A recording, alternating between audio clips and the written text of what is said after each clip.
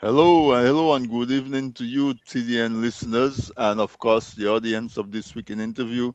Welcome to another episode of This Week in Interview with your host and guide, Anthony Drago. It's a pleasure to be with you as always, and welcome, gather around, share the live, let folks know that we are on, and tell them to grab their favorite beverage and come sit and spend an hour or so with us. But coming in from last week into this week, we are being blessed, literally sprinkled with some jewels. Uh, we are opening again with Miss Jewel, the host of Minds in Motion, and she's just stopping by to tell you that you forgot to join her at 7 o'clock for her program. Oh no, you did. I know you did. So it's me that have it wrong. But Jewel, thanks for stopping by. Yeah, thank you, Anthony, for having me on your show to kind of like crash the party. Um, I wanted to say, yes, I do have a show on just before Anthony's show. So you're welcome to come on and watch my show as well. So I did tell my audience to come over there and watch yours. So Right. I hope, that they are toggling between the two shows and that they will tune in tonight as well. And I heard you have a great guest behind there for tonight's show. Yeah, tonight we have on tap um, Professor Alex Bruno. I want him to put on his professor hat because I want to tap into political leadership and the Okay. impact that it's having on not only politics but the Mhm. outcomes of governance in Okay. Dominica, and to explore as we look forward, what should we be looking for in people who are Mhm. putting themselves up for leadership. But Jewel, what was your topic tonight? So my topic tonight, I had a wonderful author. She's a self-made author. She's also a publisher. So she's written 4 books. Mm, I have 3 of the 4, and she writes books about the young adult books, okay, and most of them have to do with teenagers going through things that teenagers do, but also talking about topics like that Minds in Motion likes to talk about, things that our people, our Caribbean people, our Black people don't like to talk about. So if there's sexual abuse happening, if there's dating happening, sometimes we shun these things. But I think day and age now, we need to talk about these topics right. more Hmm. to be, just have some exposure and dialogue with our kids so that our kids could come to us and talk to us about things they're experiencing. That's pretty much it. Yeah. So who what was the So person? her name is Michelle Samuel Graham, Uh-huh. Michelle Richards Graham. Uh-huh. And so I had interviewed her way in the past, but she's doing some good work. Her book is at, I don't know if you have chapters in the States. Chapters Indigo? I think it is American. Indigo It's a bookstore. is a bookstore. Okay. Yeah, so she has her book selling in bookstores, but she's also self-published. And you know, if So you want to write a book, if folks were to Google her name, they would find her and her work. yeah, Michelle Richards Graham. You want to Google her, and if you're in Canada, if you're in the United States, I think even within, she'll ship all around the world, so it doesn't matter where you are. Yeah, so. And the book is useful for young people and for folks who have young people in their lives. For young people and for those who have young people in their lives, get to know the young people in your lives. Don't allow them to harbor secrets, because sometimes they're going through things, real serious things that we need to know about to talk to them about. All Yeah. right. Okay. All Thanks. right. So it's work that's going to help you to bridge the generation gap. Yes. Long time I haven't heard that phrase, generation gap. Mm-hmm. But the gap exists maybe even It more sure, now than it before. sure does. Yeah. So Mm-hmm. thanks a lot for stopping by, All and right. don't lose the habit. Feel free to stop in. All right. Yes, yes. Have a wonderful show, and your guest, I think he's going to be Alex. a hot topic tonight. He is, Have and fun. he's always brave with his ideas, and he always has a good bit of backing to And what. a little bit of controversy. No, well, yeah, it could be controversial based on how they receive it. All right. I don't think it's given with controversy in mind, Right. but you can't please everybody. Okay, then. Have a good evening, Uh, Anthony, and see you, everyone. And tune in next week, 7 p.m. Eastern Standard Time for Minds in Motion with me, your host, Jewel. all Take right, care. Joel. Enjoy the All right, weekend. bye-bye. Take Okay. care, bye-bye. You All too. right. Bye bye. Yeah, folks. Again, as I said, we got a little bit of sprinkling of Joel on the start of the show, and you should check out the program 7 p.m. On TDN Radio on all the platforms that you can find this week in interview. You can also find the Minds in Motion. So let's bring up the feature guest for tonight. I think we need to start putting professor in front of that, Alex, for real. On you, are you working on your PhD, right? Yes, Yeah. almost there. So until we replace it with the DR, I think we need to put professor. Uh, and so welcome back. How have you been? Oh, great. Everything is good. Cannot complain. I shouldn't complain, actually. I am on the road, as I think I mentioned to you, and I'm living the best life. I'm thanking the Creator for the opportunities that have been given to flourish. I may not be flourishing as some are, but I am enjoying every bit of the life that I have, and I'm living it up to the best of my ability. That's wonderful. That's wonderful. And that's the only thing that's important. You compare yourself to yourself of yesterday, Yes. and Oh, yes. if you feel good about it, that's all the flourishing that you need. Oh, yes. Oh, yes. Oh, Yeah. yes. So have you been following I should say politics in Dominica and the Caribbean by extension Yes, I in the have last been. couple of weeks? Uh-huh. Yes, Uh-huh. I have been. I always do. I don't habitually listen to Dominican or media in general anymore. Yes, I look at international news at times when I have the time. But there used to be a time when I would not miss a beat on Mhm. Dominican media. I don't anymore. But I have people, agents, and people who I rely on who feed me with information. And there are times I get the TikTok feed and the different social media feeds. They come to you, and then it brings you to content and so on. So yes, I must say that I've been following, and yeah, Yeah, I've been following, you've and been not just following. Dominican, but the Caribbean as well, because Right. I have associates and colleagues from the region, and they would routinely call me to ask me questions about the Dominican case. And when I Mhm. respond, they say, "But Alex, is a Caribbean problem we're having because it seems to be Yeah, a yeah. Caribbean-wide opposition problem." We have more in common than we have differences. Unfortunately, on the not so desirable aspects as well. Yes. Um, I want to say welcome to the audience, especially since we're competing with Game 4 of the NBA Finals tonight. Yeah. But tip off is not till 8:30, so hopefully by the time 8:30 come, they will be so enthralled with our conversation that they will They wait won't leave. and they will not switch, they will not leave. But we appreciate them. You, the audience, this program is for you. And so welcome and welcome to you if you're listening wherever in Dominica, RVR Jams, or in the Toronto market, online radio SBE. We are on TikTok, on YouTube, on all the other major Instagram, the other major channels. If you're not on social media, then tdntv.net is on.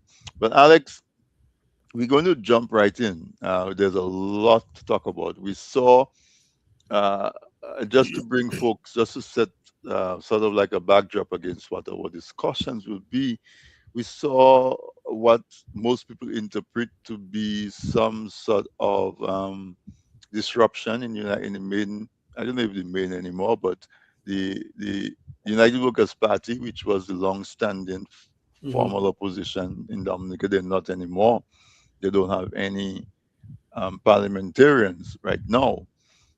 We see that there seem to be maybe a little bit of how you want to call it, a little enclave that exists within the party that seems to be expressing and taking action that appears to be, and I keep saying appears to be and seems to be, Mm. um, not directly coming from the secretariat, the official secretariat and leadership of the party. We also see the former opposition leader, former leader of the party, participating in a government-led workshop or whatever you call or seminar on the budget. Um, we see candidates being announced for to contest the upcoming election, and then hot off the press right before we came on air, we got the notice that Bernard Ito, the leader of the Freedom Party, has stepped down as the leader of the Freedom Party. And so tonight it's very, very fitting that I wanted to discuss leadership, political leadership in Dominica, and how uh, leaders are supposed to be dealing with issues within their party, how they're supposed to be communicating with the public, what's happening where there seems to be some sort of upheaval and winds of change blowing in the opposition section of the politics in Dominica. Have you been? Yeah, you Yeah. said you've been following. So, what are your thoughts on those developments? So generally, do you want to take it segment by segment? Because It's up to that's you. If you want to do general, and then let we us go case by case. Well, uh, but let me preface the first question by saying that there has been, from the time of the party structure in Dominica, issues with party leadership.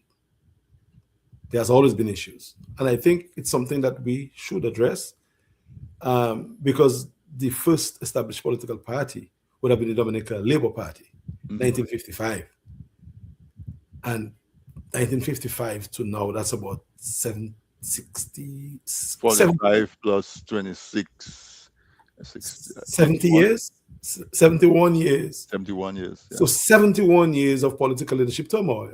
Mhm. And I mean, do I have to give us all the scenario in terms of the leadership? The challenge of Edward Oliver Leblanc by a faction of Labour. And when Leblanc created his own Leblanc Shoe Party to defeat his own former party, we came down to Patrick John, who replaced Leblanc as leader.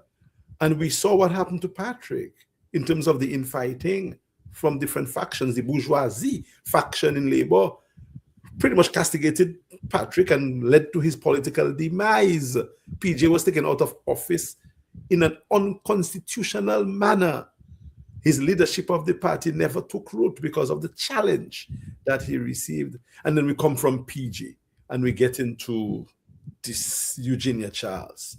Her party would have won the elections of 1980 by a major landslide, and she would have kept leadership of her party until she left without a succession plan, without a replacement. All of that time, Labour is not doing anything much because the leadership has been an issue. We had Mike Douglas who ran it for a while, but people believe that Mike was not quite interested in political, in governance because of the way he managed his affairs. I believe Mike was, because I knew Mike well. Mike was very serious about becoming Prime Minister of Dominica, but somehow it just didn't quite materialize because the system, the status quo, kept the Labour Party suppressed in some way, shape, or form. We can discuss that in great details. But we had issues. Then we had the UWP, which came on the scene, dethroned the Freedom Party in 1995. First leader, Mr. Edison James, got a deal with his co-partner to form the party, Julius Timothy. May he rest in peace. And something didn't quite happen with the succession. Instead, we saw the ascension of Earl Williams, who the party waited for because he was out studying Barbados. And of course, Earl Williams found himself in some difficulties. Ron Green. So there has never been a steady situation. Fast forward to Mr. Lennox Linton. Again, came from the media. I think is one of the best logisticians that I have met and known. Certainly an A-class journalist, investigative reporter, lousy politician. and maybe even worse political leader. Again, I'm not criticizing Mr. Linton because it's something that I want to do. I can talk about so many reasons, so many areas why I say so. So he's great at what he does, but political leadership is an area where you bring people with you. You create, you have the kind of charisma that causes people to want to flock around you. And the gentleman cannot have all the assets that he lacked there, and as such, things didn't quite work out for the party with him as leader. Although he might have won a few seats to bring the party to maybe double the seats, but the party has always been a very strong party. Maybe it still remains a strong party, but very disorganized right now. And since Lennox Linton, in terms of the UWP, we saw what happened in terms of the challenges for Thompson Fontaine and the different factions that came up. The last, of course, fiasco being that of the Pastor Rodney. You know, we had the situation with Delbert as well, a lot of different things. And then we can go back to the Labour Party under Roosevelt's carried for the past 25 years, half a century, since the death of the two prime ministers. What has he done in terms of succession? Yes, he's charismatic. Yes, he's doing what he has to do. He's establishing his leadership.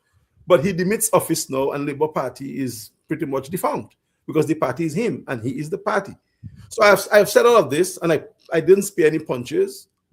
I said it as I saw it, to say that for the past almost 100 years, we have never had a stable situation of political leadership that showed great maturity, and certainly there was no succession planning in the process. And I believe that's one of the areas we have to work on, we have to develop. We need to explain to the politician what political leadership is about. It's not about making enemies. It's about trying to bring people on your side, trying to find ways to win election. Yes, the Prime Minister of Dominica did well in terms of what he had to do. He built coalition and stuff like that. But where is the succession plan? Who is the leader to replace him? And he should have actually done that already. I heard people say it's going to be his son. I mean, that's what we are looking at. Somebody should tell us something. And even if that's the case, that's even worse than we have had in the past, because that's now a dynasty, which can become another Haiti, another Russia. I don't want to go there. But the problem I'm seeing is that the lack of discipline in terms of succession planning and foresight, and probably downright selfishness on the part of the leadership of politics on the island, on both sides, opposition and the majority side. That's why I believe we need a clean slate. We need a reset, a proper reset, where we probably should have started training the next generation of political leaders from now. Hopefully in the next 10, 15, 20 years, we have a new cadre of young people who would have been trained to lead. Because our prime minister was not trained to lead. He was trained to win. And he maintained leadership because that is a strategy to win. So we should have trained him to lead. And if probably we get another young person who is as charismatic as he was when he was younger, the first thing we should do is to train them to lead in a very pragmatic way, in a way that brings people to the movement, in a way that sees Dominica future 50, 20, 30 years down the line without you trying to enforce and maintain your position on the Dominican populace. And that's, in general, is my take on political leadership in Dominica, in a nutshell. Yeah, I'm going to sound like a broken record. I hope I don't repeat it too many times in this program, but I've been repeating it. If you get a chance to talk politics with me within 5 minutes, you will hear me say that I think the biggest problem with politics in the region is a lack of term limits. Wow. Because I listen to what you say, and I believe that if folks are restricted from being prime minister, say, for 2 terms, and I believe the term should be shortened to 4 years, not 5 years, that they will be more concerned with their legacy, not because they were there for 25 years, but they will be concerned with their legacy, because somebody can say, Eoli Blanks, who did the road network in this section. This leader is the one that builds primary schools all over the country. This leader is the one that revitalized fishing in Dominica and made it into a proper, well-organized industry and business.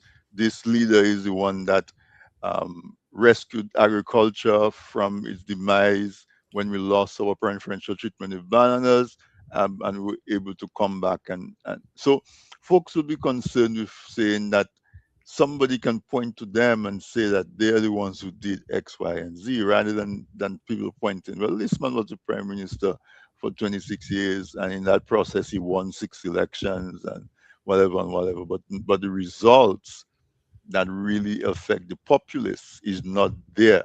And so I believe that one of the major issues that incentivizes people to behave the way our leaders have been behaving is the prospect of being able to remain in power forever. What's your take Yeah, on that? yeah, and I agree 100%. And but you really cannot blame people with ambition to want to stay in power forever. You know, if they maintain, Exactly. if they keep Exactly. power, if they get power in a country like Dominica or any other of the Caribbean countries, because the system, our political system, creates the opportunity for people who are ambitious to maintain power. Yeah. This present prime minister has done all he can, all he could, and he will continue to do. Um, I guess if he wants to maintain power. To lose power when you are an incumbent in the Caribbean, you really have to not follow the idea that lends to incumbency advantage.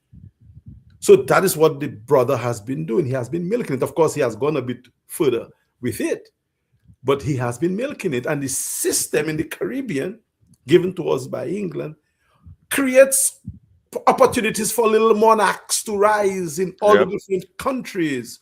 So the king of Dominica is the prime minister. The prime minister of Dominica has more collective power than the president of the United States of America. The prime minister can single-handedly appoint a commissioner of police and a cabinet of ministers to take care of the affairs of the government of Dominica, not his party government, our government. One guy in a party can appoint everyone and disappoint everyone. You don't do that. You can appoint senators too, you know. So the prime minister appoints the legislature and the executive at the same time, At the same plus time. the judiciary, Yeah. because he appoints the judge, Mm-hmm. he or she. Mm-hmm. So that is the power of a Caribbean prime minister. And in the modern times, if people understand the Machiavellian area and way of doing things, easily we are seeing many different incumbencies. We just had a re-election of a prime minister in Antigua. Like the man is doing well, but come on. We saw it in Grenada for a while. We In saw it Barbados. Mm-hmm. in Barbados, you know, with 30%, 33% voter turnout. So as long as you understand how to milk the system, you can. And that Dr. Peters wrote about Caribbean incumbency and the issues that brings. That's a book that we should read. I have not read it in a while, but when I was preparing for my PhD Which dissertation, Peters? Donald Peters, Oh, really? Okay. Donald Peters, amazing book. But he wrote it back in his day, and it's still relevant today. In fact, it is more relevant today than it was in the past. So, and I cited him. He's a scientist that I appreciate and I admire. I remember one time he telling me, you know, Alex, I love your ambition, I love your energy, I love your drive. And he gave me some advice that I didn't take. And in hindsight, if I had taken his advice, my ambition might have blossomed. But not every strategist can be a partisan strategist. So I want to be a political strategist that should be able to speak on all sides. I think the deal he suggested was that I become a strategist for a particular team, a particular side, and talk about the economy and the revenue and the money and good advice. But I just wasn't willing to take him on at the time. And I respect him still. The man I love a lot. I look up to him. He's a senior academic, especially in our field. And he wrote about incumbency and how they can take advantage of power in the Caribbean. So the problem in Dominica is Caribbean-wide. It's not just a Dominican scenario. So let's dial it to what's trending, what's in the news right now. Yes. If you were to sit with Dr. Thompson Fontaine, the current leader of United Workers' Party, about where the party sits right now and what are the opportunities and what are the threats, what would that look like? Well, first of all, I don't think that will happen because I don't think Dr. Fontaine wants to sit and speak on those terms. and it's not for lack of trying. And I'm saying so again. I'm not holding back any punches. Many approaches have been made to Dr. Fontaine, and he just does not respond. I guess he gets better advice elsewhere. It does not seem that the advice that he's getting is helping him, but I respect the brother for not I'm responding. And I'll tell you again that if somebody who is very well endowed financially suggested to me that I do what I'm telling you that I did, and even after knowing that, Dr. Fontaine still did not respond. So I think he's a brother who has his own ideas, and I hope that whatever he's doing benefits him and the party and the country, but I've seen to the contrary.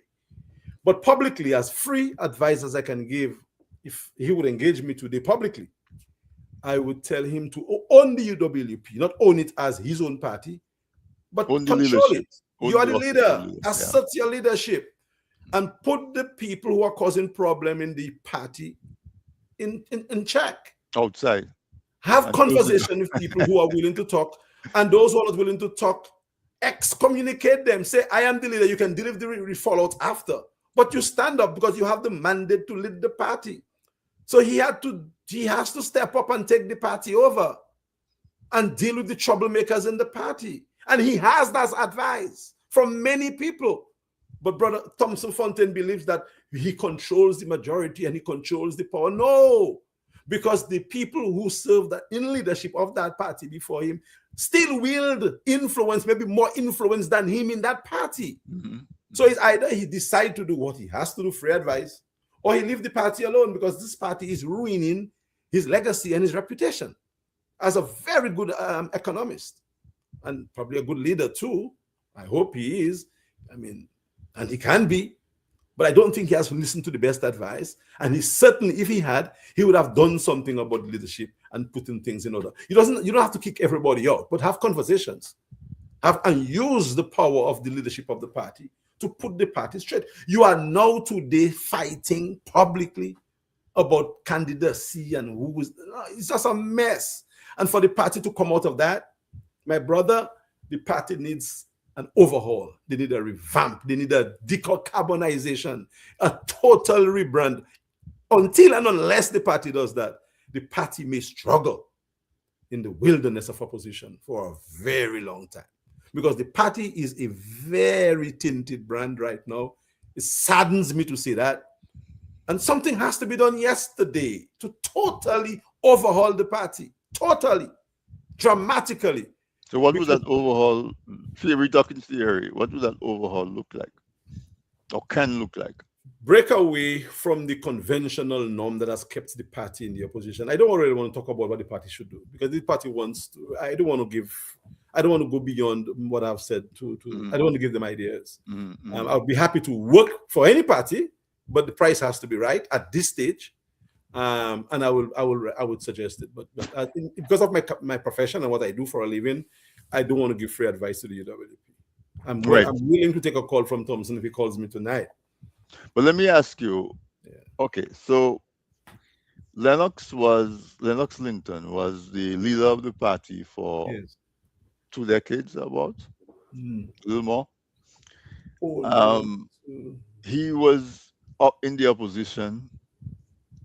Now he is not an elected leader, but he holds a very prominent position in the political landscape of Dominica. He attends a consultation on the budget, something that he was never invited to, at least not to my knowledge, while he was a leader of the opposition or leader of the party. He was never invited. But suddenly he's invited, and he says people are savaging him because he accepted an invitation from the Ministry of Finance to attend a workshop on the budget. I mean, is it possible that someone who has been in politics for this long is that, what would you say it, juvenile in terms of politics? Gullible, politically gullible. or is that not the true interpretation? Well, Mr. Linton certainly has interests. A good brother. I have not said anything bad about him, nor will I ever No, say. and we're not trying to say that at all. I'm just trying But to but but analyze. Yeah. but who else was invited to that consultation? We have to look at all the invitees. And if there was a nice cross section of politicians who invited, I do not see any issue with that. But I do not think that there was a broad cross section of people invited to the consultation, especially people within the political ilk of Mr. Linton. So if that, in the absence of that broad base invitation to multiple political players, one could always ask a question. However, I advocate for working with, dialoguing with, exchanging with political leaders, including the Prime Minister. But it is kind of suspect if it is maybe exclusively Mr. Linton in the absence of the other political leaders. Was Bosso there? Was Bosso invited? I do not know. Was Joshua Francis invited? Bernardito. Was Bernardito invited? He was there. Was I mean, I do not know the scenario. So a number of things could be right. And if those were not done, we have to ask some questions. What is Mr. Linton's expertise? Is it in finance? Is he a financier? Is he a Julius Timothy? Last I checked, no. I'm not too sure where his expertise lies. I think he's into logistics and management. He has some, really amazing skills when it comes to that. I think that's what he did at DCP. And the question is, why wasn't he invited in the past? Why now? Mm-hmm. So we can ask those questions. However, I still maintain that we should interact, we should engage, and it's not probably all that bad that he accepted the invitation, but we should understand the terms, what terms were presented, why, and who else was invited. So I mean, yes, he's a private citizen now, okay, because he's not an elected rep. He is not in leadership of the party, but so what I guess what I want to say is that is it wrong to say that no, that until he totally publicly separates himself from the party, anything that he does in public will automatically be associated with the party. No, it's So not wrong. therefore, there should be some type of consultation, maybe with the current leadership. There should be some consideration before you do certain things. Yeah, or at least, and certainly to inform the people, his supporters, and the public what he's doing. I was invited by the cabinet to attend the consultation. Be upfront with the people. Let us know what we are working with. Mm-hmm. Because people can question and they might, come to conclusions that they probably should not come to, which might be wrong. All right, who knows? Again, I continue to advocate for us to dialogue, for us to exchange, for us to work with our opponents if we have to. I mean, if the Prime Minister invites me to do something for the government of Dominica, I might do it.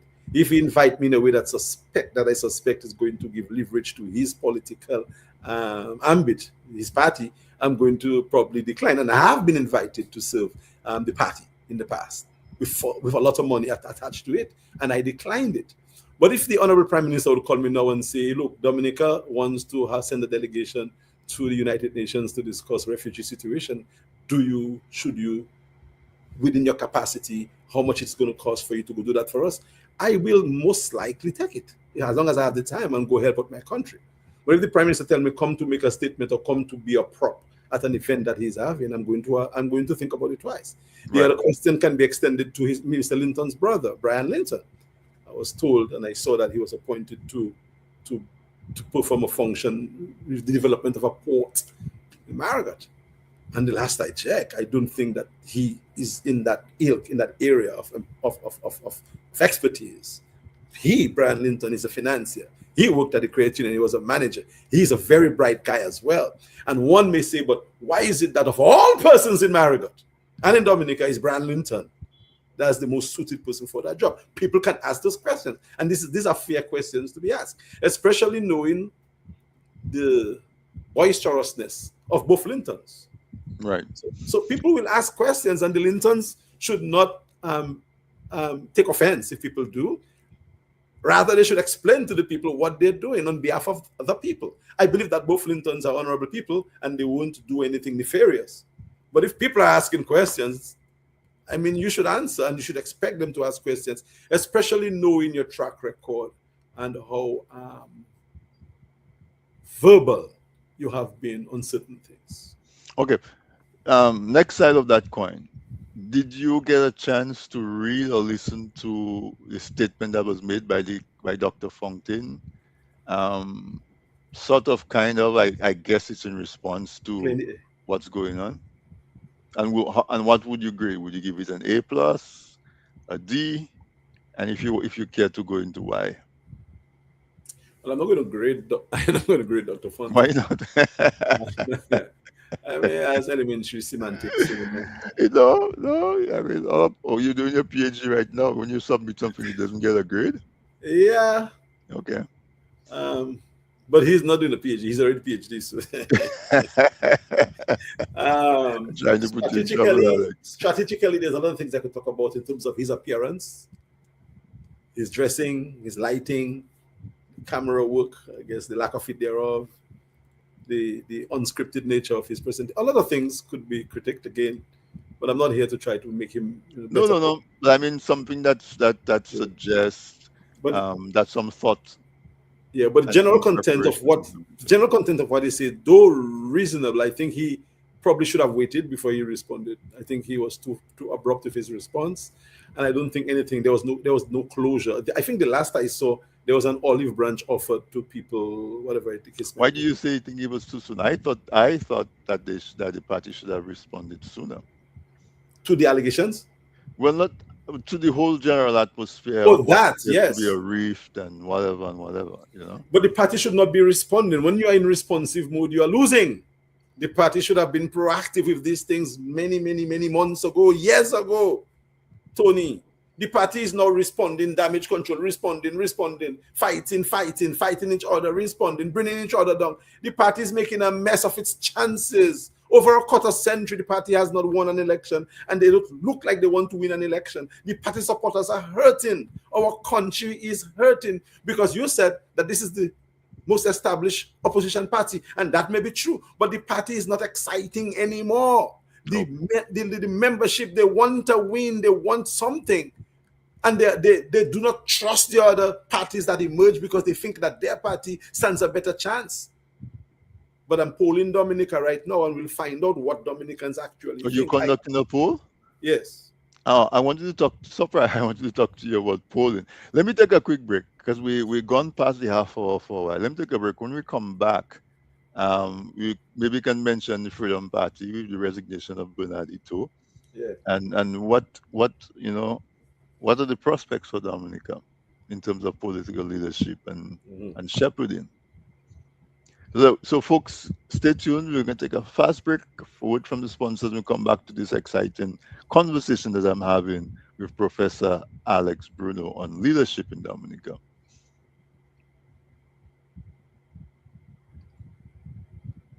Presented by. People say I've got a great smile. Well, I have to say, this is all thanks to the professional team at Beacon Dental Group right here in Dorchester, Massachusetts. I've got world-class dental care. Beacon Dental Group has expert and caring staff dedicated to providing the most advanced and satisfactory treatment in all aspects of oral health. Their services are designed to meet your needs and give you a perfect smile, too. General checkups, cosmetic surgery, Gemini laser service, and advanced procedures, all in a state-of-the-art facility. Call or visit Beacon Dental Group today, 1026 Blue Hill Avenue, Dorchester, Massachusetts, or call 617-282-2146 for a smile that lights the world.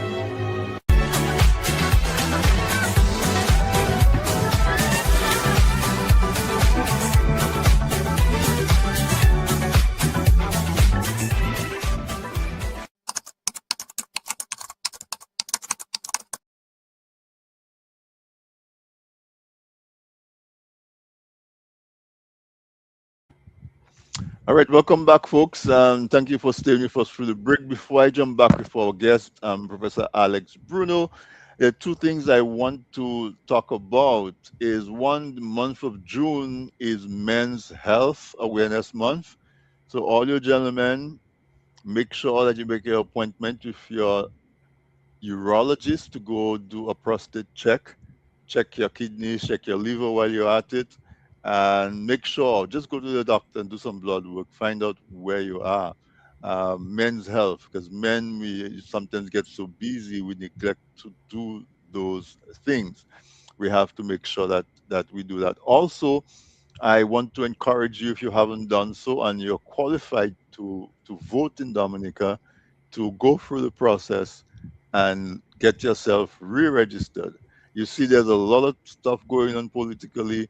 If you don't give yourself a chance to vote by not being on the voters list, who knows when the election is called and you get excited and you feel like you want to go vote, you're going to find out that you wish you had put yourself on the registration list. So go and re-register. It doesn't mean that you're going to vote. It doesn't mean that you have to vote. I hope you vote, but at least give yourself the option to vote if you desire to do so when it comes, because life changes and the way you feel right now might not be the way you feel in 6 months or a year, or whatever length of time it takes before the next election. So this is my appeal to you to go out and get re-registered to vote. So let's go back to the guest, the Professor Alex Bruno, and we're talking political leadership. The common saying is that everything rises and falls on leadership. And so, if you want to measure leadership, you can look at what's happening to the majority of our country. Are they thriving? Are they is things sweet in Dominica? Are people enjoying their lives? There's always struggle because we need struggle is what motivates us.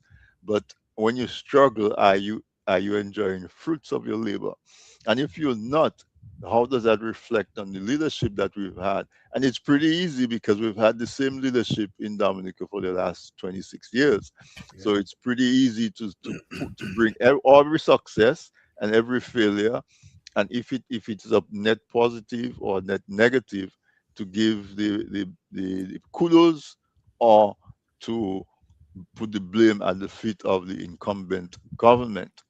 So Alex, today when I was preparing for this program, I got the news that Mr. Bernard Ito, Yeah. who has been the leader of the Freedom Party. I'm not sure if he was ever like Elected yeah, but at least he has been interim. the Interim. interim leader of the party, and he says he's resigning because the political environment in Dominica no longer aligns with his values. So Wow. what does that do? Does that take the Freedom Party out of play, or does that give the Freedom Party an opportunity to come into play? Well, the Freedom Party was not in play to start with. Okay. But yes, his resignation gives the party a new lease. Again, Bernard, somebody who has some promise, certainly an eloquent gentleman. I don't quite understand what he means that his value does not mesh with the political situation in Dominica. I've heard him make certain statements. I think he spoke about bouillon, and I think he was chastising the quality of the lyrics. And as politicians, sometimes it's not what we do, it's how we do it. Hmm. Um, so, as much as I'm concerned about the quality or the lack of it thereof of certain bouillon songs, you would not hear Alex Bruno castigating any aspect of the music and the culture. So he is somebody who do those things. I think he holds himself to a high standard, probably higher than anybody else or anything else on the island, and that in itself suggests something. Because you cannot be above the fray; you have to be with it. You do have to be mixed in it, but you cannot appear to be elevating yourself. Let people do it for you. And I think the cause or the reason for his resignation suggests that he, in his own view, believes that he is a mixed match between what is happening on the island and the kind of person that he is. And if that's how he feels, I respect that. but other people may have a different view A different view. to that. Um, last night, I'm highlighting Maslin Edwards in the audience. Good night, my sister. How are you? She was in a program with Dr. Trifi and another young lady last night, Yeah, and yes, she made a statement that said that nobody in Dominica resigns voluntarily because they're doing a bad job. And so I don't know if yeah. today she's been proven wrong. But I will tell you that when I heard of the resignation of Abuenadito, that statement popped in my mind that Maslin said that yesterday, and this is what happened today. No, but seriously though, um, a viable freedom party would be a welcome part of the landscape, or Addition, oh yes. would that just coordinate more people? Well, we need a viable alternative, and Uh-huh. there's none that has been presented so far. And I'm saying so because I've been part of trying to create this viable alternative, which didn't quite work the first time around. I have not done much in that area. I'm still involved in consulting a movement, and you will see and hear much more stuff within the next month or so on Ireland. You're Because talking about sometimes TUD, right? PUD, oh Team yes, Unity Dominica. I don't sometimes have an issue if you put your plug for your yeah, folks well, in Ireland. I have to still be gracious about it because I cannot just put myself out there. You didn't invite me to speak about that, but I'm Oh no. saying When I invite you in all your capacities. capacities. But sometimes you need to hibernate. You need to get yourself out of the scene, and I recommended that to the UWP. Just get off the scene for a while. Go back in caucus. Do some work, do some healing, do some fixing, reorganize, change the sashi, put a new paint, and come back. Or they never did that. Everything is public, public, public, public. So what we have been doing for the past couple of years is to build capacity, build candidates, people who can stand the test of time, train them of the mannerisms of politics. And very soon from now, instead of you seeing drip, drip, drip candidates being released on social media, you will see a proper presentation of a group of individuals who will be asking Dominicans to think differently about opposition politics. What leadership? Yeah, and one of the things that you don't have to have 11 people to be in government. You can have one and become prime minister, as was the case with Mr. Harris in St. Kitts. Because we're going to have a coalition situation in Dominica. If not that, we're going to have Labour Party again. And Labour Party is like a coalition anyway, because they are pretty much an amalgamation of so many different people. So worst case scenario, Labour Party continues. Best case scenario, there might be some sort of collaborative government, but not because of all the parties coming together. Because at the end of the day, parties don't win elections, candidates win elections, and parties form government. So if you have 11 people who win on the side of the opposition, and somebody is strong enough to bring all those people, coalesce them together, that person becomes prime minister, and those 11 who win, and maybe two from Labour might decide to join the 11 too. You never know how it works. So you don't really need to have 11 people winning an election to form government. You just need to have some stake, and somebody has to put it together. Back in the day, Mr. G played a great part, Mr. Sheridan Gregoire, Charles Savre as well, and other people, architects, political architects. I would like to think I have a role to play, and I would very much be happy to get involved in trying to coalesce, collaborate, have conversations with winning candidates or winning parties or whatever the case might be, to have a different kind of government in Dominica. And that also includes people from the Dominican Labour Party or the governing administration, because not everybody in government right now we should castigate. And it appears as if we just castigate the entire party and everybody. I think there are some good people currently serving in the incumbent who are just maybe waiting for the opportunity to show their talent elsewhere. How much have we done? Which government official now can Brother Fontaine pick up the phone and call and say, "Hi, brother, how are you doing? I hope you're well. I hope the wife is fine." I do that all the time with leaders of our government. I call their wives. I speak to them? They are my friends. So I'm talking about that. I'm not talking about, going to in events and dinners and all of that. You don't have to do all of that. But just be gracious, be courteous, call and check on people. See, Pastor, if you cannot do it for your own members who support you, I don't expect you to be able to do it with the people in government. And they are good people. So the wholesale disregard of the Labour Party is a mistake that they have been making for too long. because I can point on 5 people in the current government right now who are very reasonable, who would entertain a conversation any day, and they talk to me all the time. We speak all the time with no animosity. So that is what leadership has to do. You must be able to be mature enough to say, look, I can call this man, I can go to this man or to this lady's home and sit and have a drink, have something to eat with them, and let's talk about the possibilities for our country's future. Until and unless opposition politics does not mature to that extent, we have a problem, brother Tony.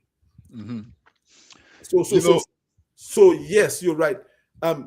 Bernard's the resignation gives an opportunity for a freedom party that is untainted. No one can throw Fion at the Freedom Party. I was a member of the Young Freedom Movement. That was my first foray into politics. Before I could vote, I was recruited into the party. Johnson, Boston, this guy, Walsh. Ozzy Walsh. Walsh.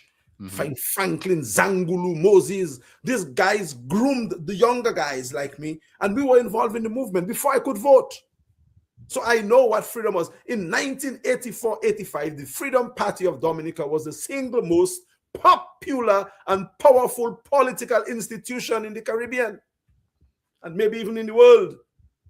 That is the legacy of freedom that has been reduced to what today?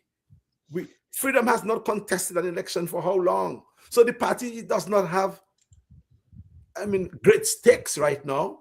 But with a leader, let's say like an Alvin Thomas, who could be a transitionary leader and groom a younger person, because Alvin is still young, but he claims that he's not too young.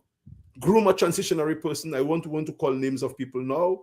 The party probably can rebuild and take 5, 6, 7 years, and you never know. By the time the following election, the party could be a force to be reckoned with, because the party has the spirit of its foundings behind it.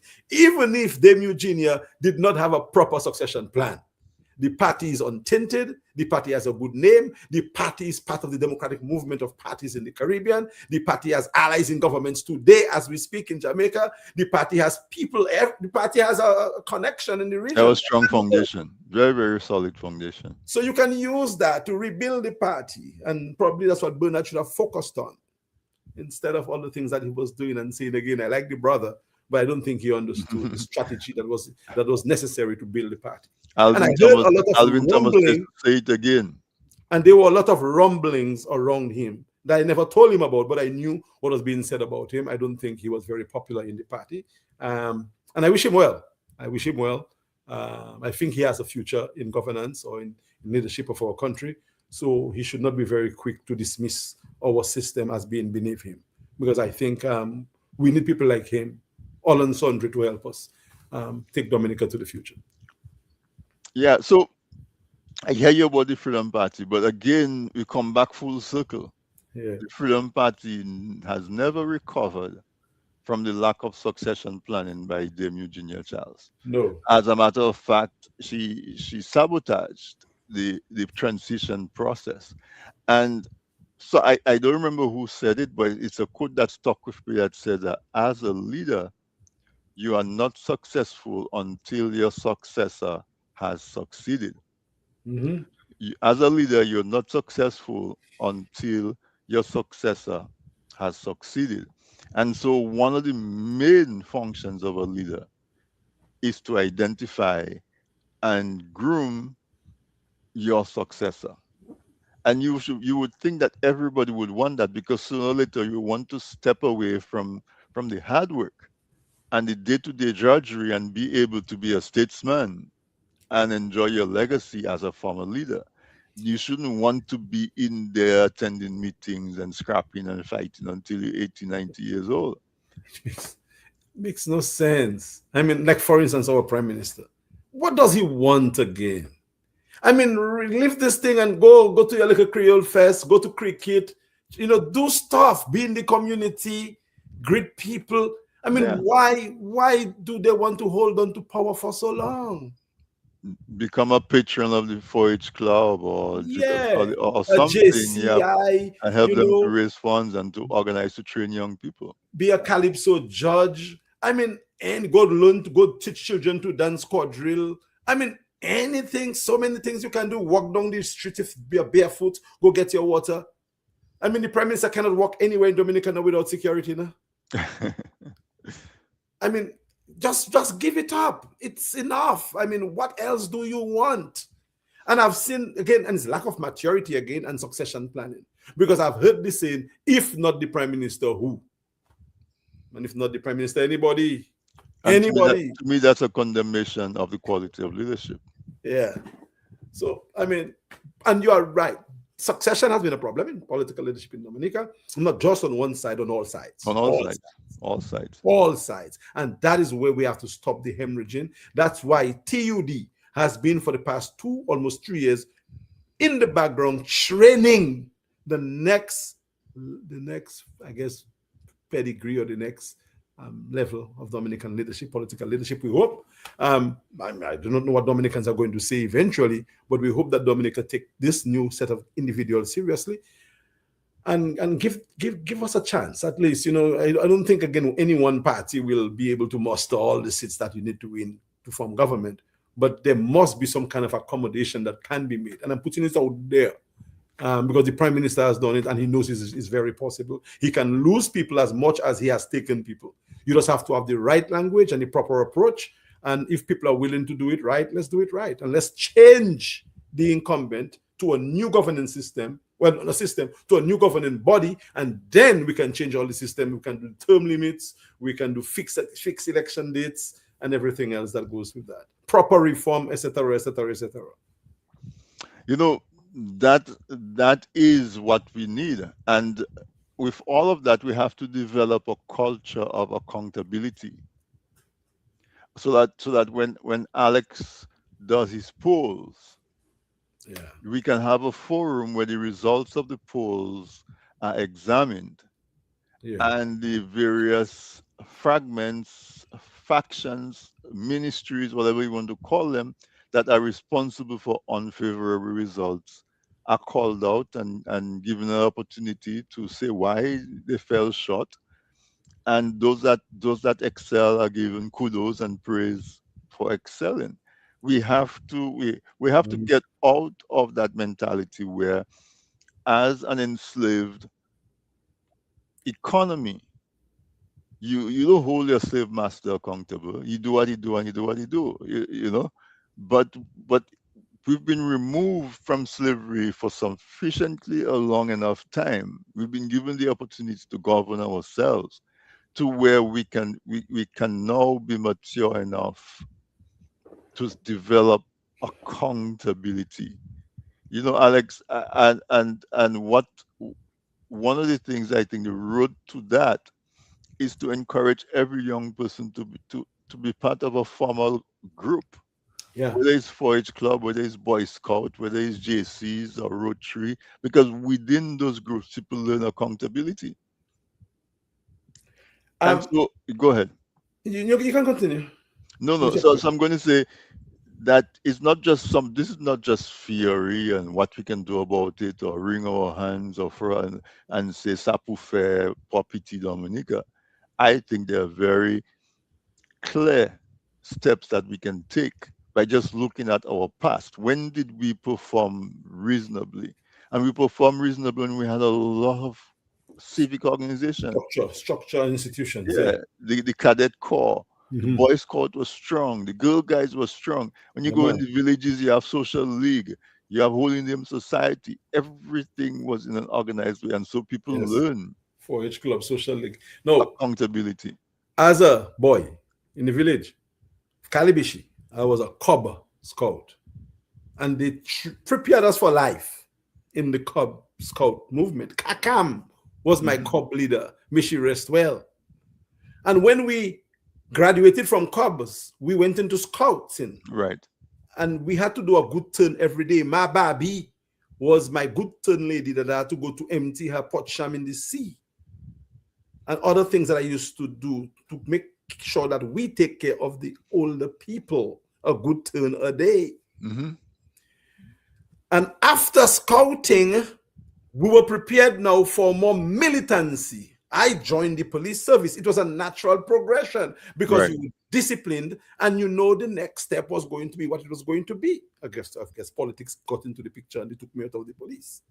But the point I'm making is, in my time when I was growing up, there was mentorship, there was structure, there was organization, there were clubs. I was part of the Attackers Cricket Club, one of 5 clubs in my village. Yeah. In my one village, we had village leagues among our teams in the Same village. experience in Castlebrus. Same experience in Castlebrus. No, we don't even have a playing field because the government put the playing field in the middle of the school, in the middle of the Calibishi playing field. So the structures have broken down. Everything has been condensed into an ideology that talks about a populist leader who must respond to everybody's needs personally. And herein lies the problem. And until and unless we change this, and it's going to take a while, it will take at least a generation. If we start 5 years ago, we might, hopefully get there soon. But for us to change things to what it used to be, we have to train the 2 and 3 and 4-year-olds. And by the time they are 20 or 25 or 30, they might be ready. If we maintain the regime of training. But where we are today, it's a problem. Can we win? Yes, we can win. But when you win, you don't win for glory. You win to fix Dominica. You win for hard work. That's when the hard work begins. It's not going to be an easy road for the next Dominican government. This current Dominican government is not doing well either financially. They are barely making by. And another government will have it worse than this current government. That's why I don't want to be in government. People like you, Tony, can do it. Thompson, bless his soul, want to do it. But it's not a game. This is going to be tough. It's going to be tough. And not only that, when change happens, people's expectation change. And the nonsense that they're tolerating now is the same thing they will complain about and vote you out of office within 3 years. But that is the problem. And the issue that I'm having, that's why I always talk about a clean slate. The guys who are trying to get in now were in before, and that guys who are in now, take them out. When these guys get in, they're going to want retribution, some way, shape, or form, You cannot tell me you have been out for a quarter century and you get in and it's going to be Dominica first. Yes, they might look at Dominica, but these guys have been in the drought. So they may want retribution. I do not know. That's why I believe a new set of mindset, a new group of people, less vendetta driven, more state-oriented should get in there. Yes, we need some of the older heads, some of the older mentality. We need some guys like my partner, what's his name again in Goodwill? Danny. You need somebody, you need some people like that in politics. Because we had my father from Cottage. What's my cousin? Reggie. Reggie. Mm-hmm. Yeah, we had an Alvin Amantredin. We had this Swanston Cabin. You need essence like this in politics. So I'm not saying that everybody should leave, but we have to refresh the thing and bring some new ideas, new brand, a new way of doing the politics for us to be able to win. And when we win, the hard work begins of restoring Dominica's integrity. My good friend, you call her name, Maslin Edwards, a wonderful modern patriot, a stateswoman. She has a role to play. Dr. Triffy, these people, Simone Matthew, these people, I admire them. They are not political people, but they have a role to play to help us to restore the integrity of our country. And I can go on, Petra Carbon, I'm working with her in the background. Major role to play, Chris Dupy. I mean, a number of people who are willing to do the work. But the traditionalists, the people who have been in the business, the status quo politicians on both sides, they are like logs in the way, and they are hindering progress. Like Alex Bruno broke away from UWP and decided to change the conversation. All of a sudden I'm a villain, I'm a bad guy, I'm no good, I'm a crook. Just because the problems that we're seeing now, I saw it in 2019. And I called attention to it and no one listened. I jumped ship. And all of a sudden, I'm a bad person. But now they are seeing what I saw. And they are silent. And they're quietly telling me, boy, you were right, we were right. I wouldn't call names. Not but in terms of as we cast our minds ahead, it's encouraging, I think, that we see some young people who are interested in putting themselves up to serve. Because I think a blessing in disguise is that the United States is no longer an obvious green pasture that we can run to. And people are now starting to think that they have to stay in Dominica, To and make it. therefore they have to look at improving Dominica. So I think there are blessings and there are prospects. Um, you know, but let's close with your remarks on political leadership. Put on your political scientist hat, and what are the characteristics that are most important now in Dominican politics in terms of leadership?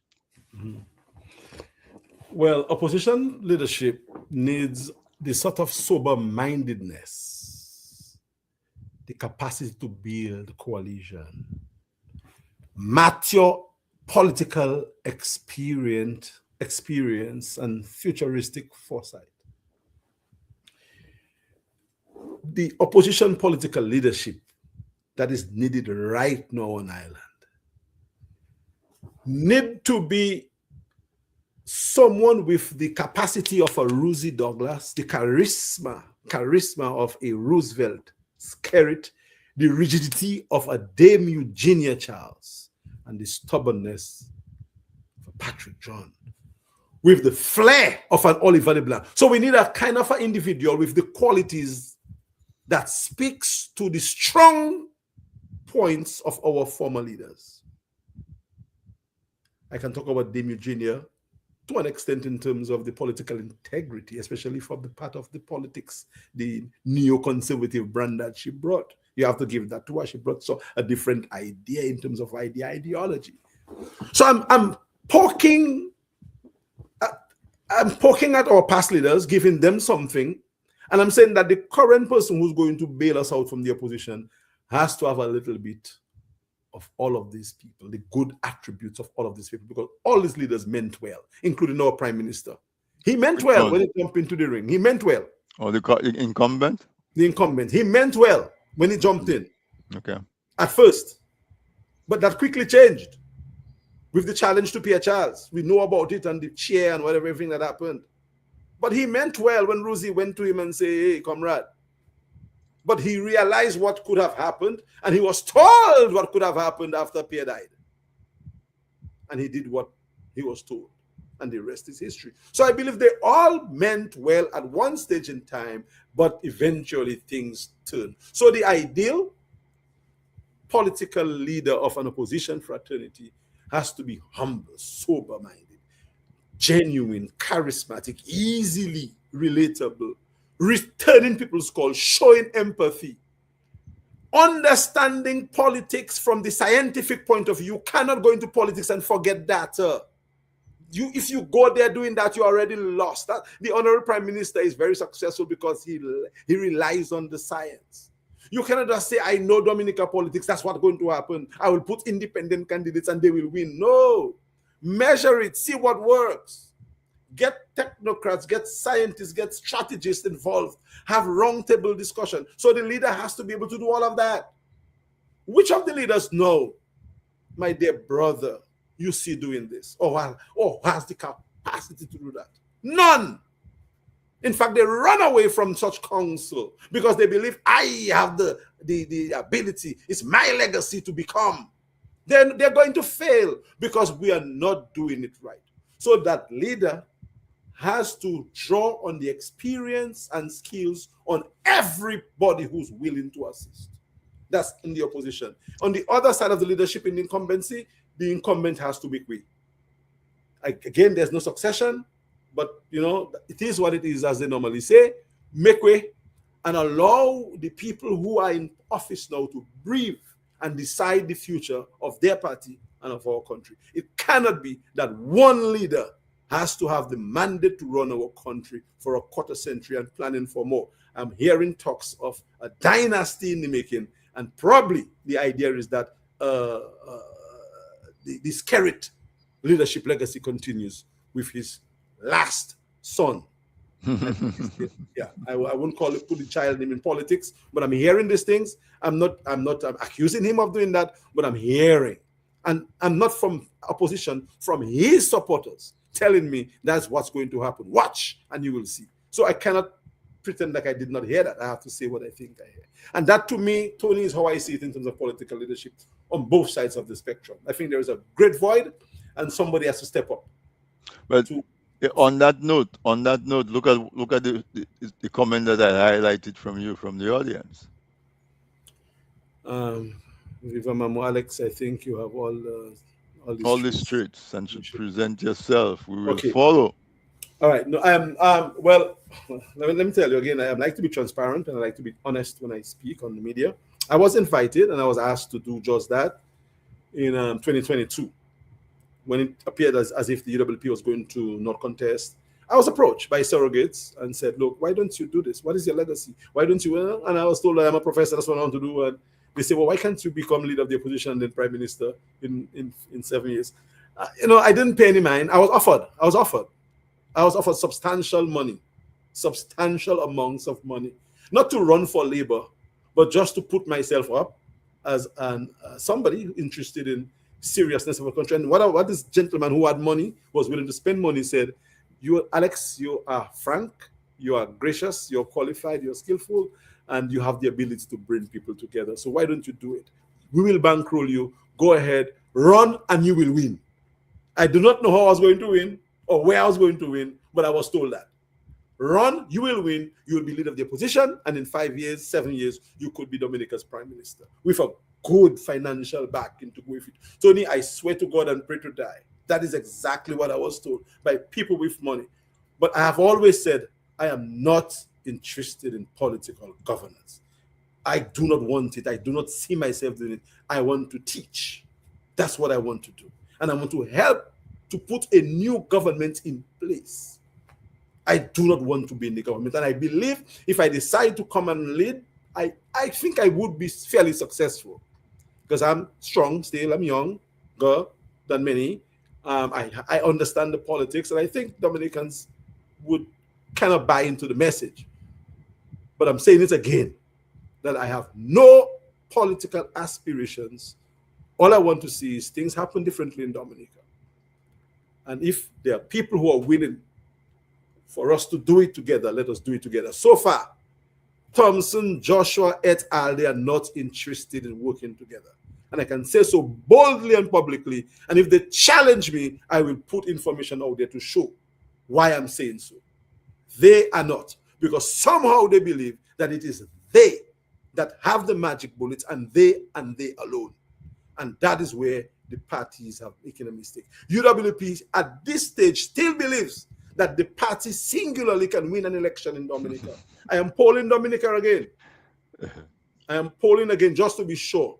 And if the information proves me wrong, I will say that. But based on what I saw the last time, it will take a humongous task on the party's behalf for them to come even close to winning the traditional seats, at least one of them, based on what I saw the last time. And I rest my case here, Tony. All right. And I will repeat, a leader is not successful until his successor has succeeded. And so all of those are in political leadership in Dominica.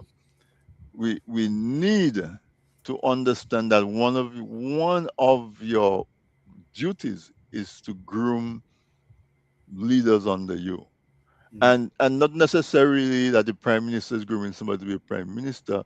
You're grooming people so that each ministry, each department has a leader. Yeah. And that leader has multiple leaders under him that's leading different sections and different projects. Yeah, man. We have to become a culture where we encourage leadership. But where we are in terms of every time somebody challenges us, we get super sensitive, and that will not work. If we should be strong enough to be able to supervise and lead leaders, because they themselves will force us to be better leaders. But that is a problem. There's a problem generally in our society, where we do not change, we do not make way. Yeah. If you look at the Dominican government, the structure, the people who are in the offices and the PSCs, and you hardly find succession movement upwards. That culture has to change too. I Yeah. mean, should we term limit the permanent secretaries? Should they be permanent for forever and ever until they retire? And then the other group? No, I mean, probably it's time that we review all of these I things. think the idea of permanent was not in terms of staying there forever. The idea of permanent was that you are in that position so that when the government changes, they just cannot get rid of you on a whim because you're not a supporter or because you supported the last government. I'll tell you something that happened. My last job in Dominica was at Dowasco. Mhm. I ran the engineering department at Dowasco.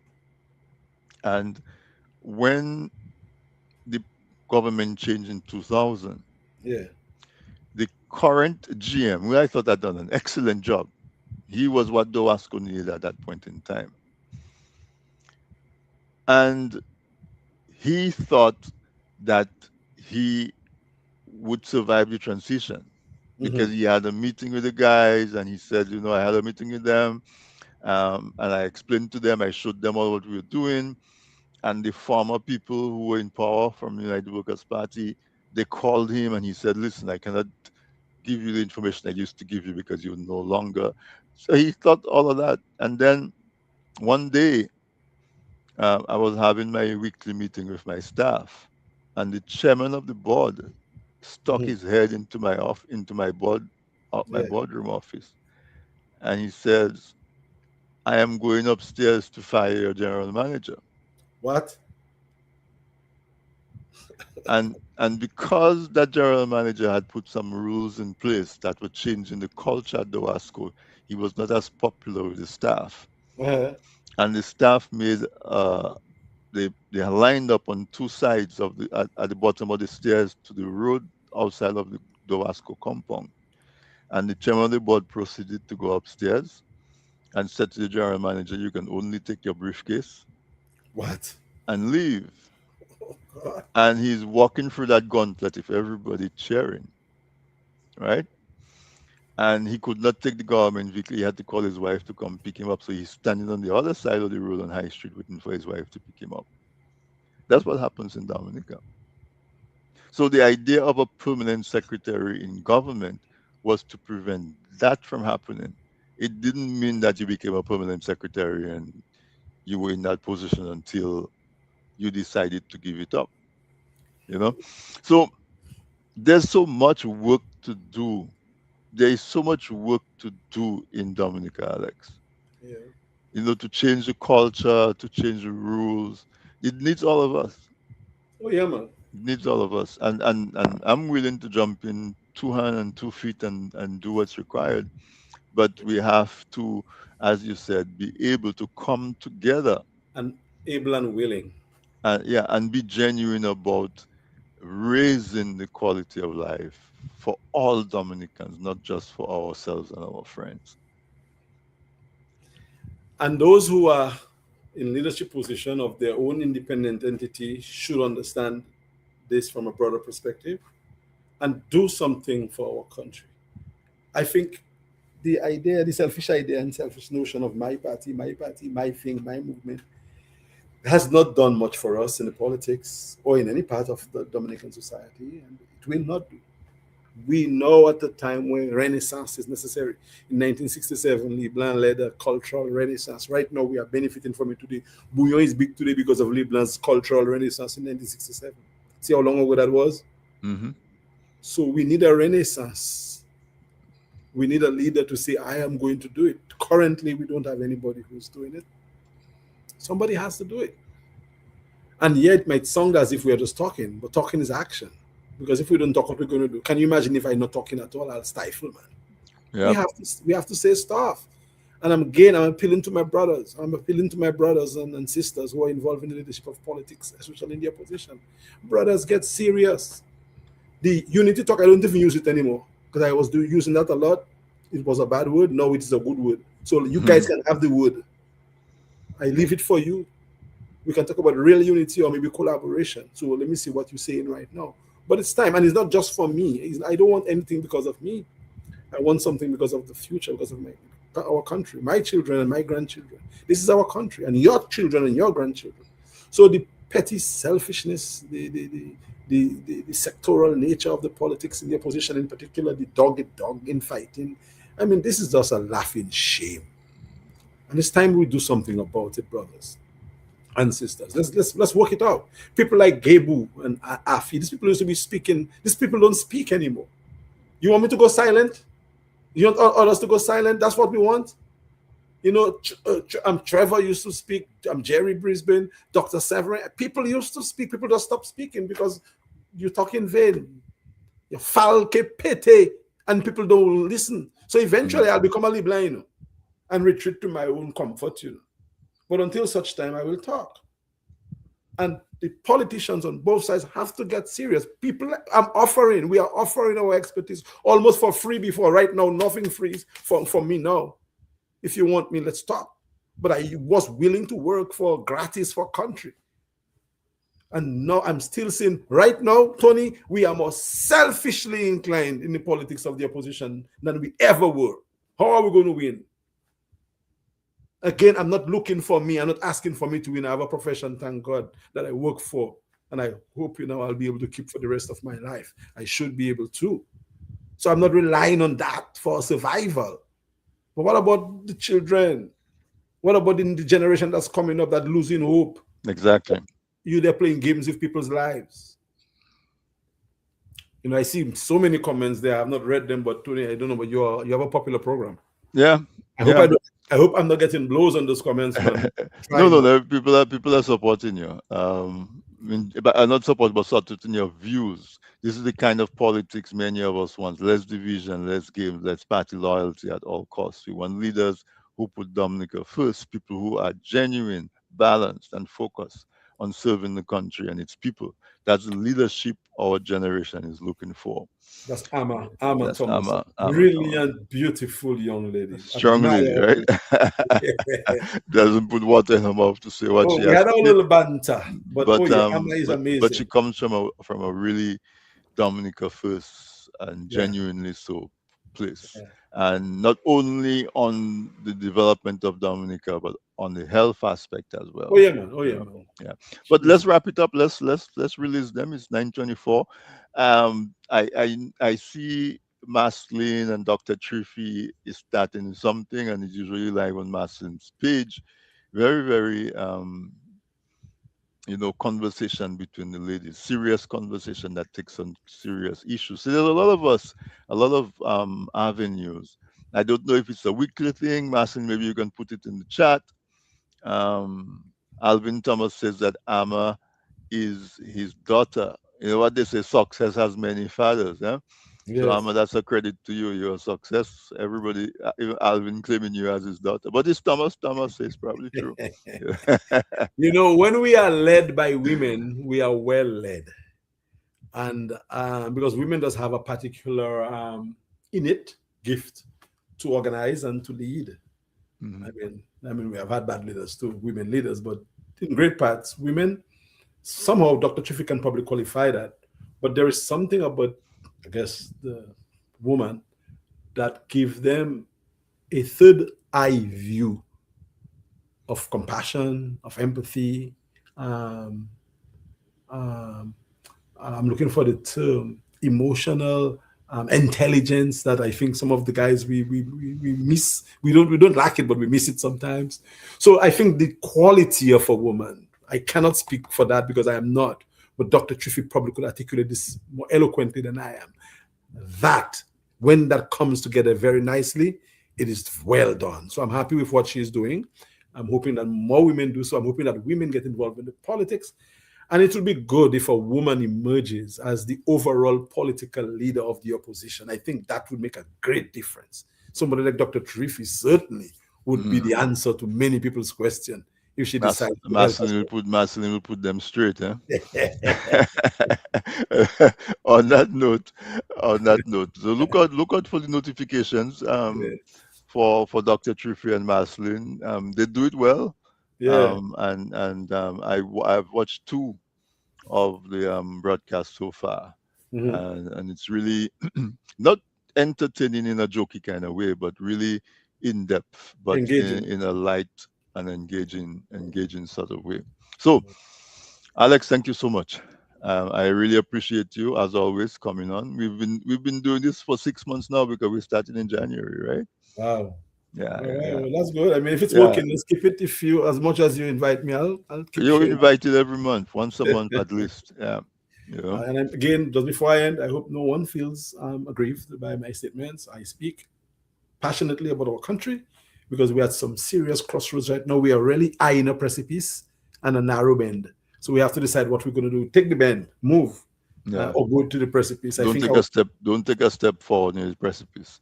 yeah, Yeah, so yeah. that's why I'm passionate about it, and I will call out things as I see them. At my age and my stage in life, if I cannot see what I feel, I'm better off dead.